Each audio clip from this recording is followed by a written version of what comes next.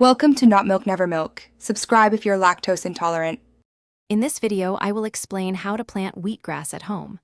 First, select organic wheat berries, ensuring they are fresh and viable for sprouting. Measure out 1 cup of these berries and place them in a clean jar or bowl. Cover them with cool water, allowing them to soak for 8 to 12 hours.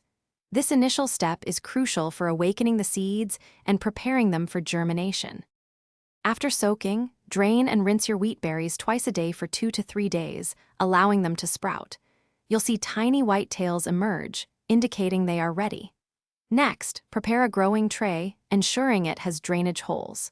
Fill the tray with about 1 to 2 inches of organic potting soil, then gently moisten it. Evenly spread your sprouted wheat berries across the soil, avoiding clumping.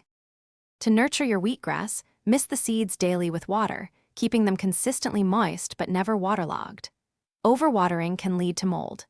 Position your tray in a spot with indirect sunlight or use a grow light for about 10 to 12 hours a day. Maintain a stable room temperature, ideally around 70 degrees Fahrenheit, to encourage steady growth. You should see green shoots appearing quickly. Your wheatgrass will be ready to harvest when it reaches a height of 6 to 8 inches, typically in 7 to 10 days. Use sharp scissors to cut the blades just above the soil line, leaving the roots intact. This allows for a potential second harvest. Rinse your fresh wheatgrass thoroughly before juicing or adding it to smoothies. Enjoy the vibrant, nutrient-rich benefits of your homegrown wheatgrass.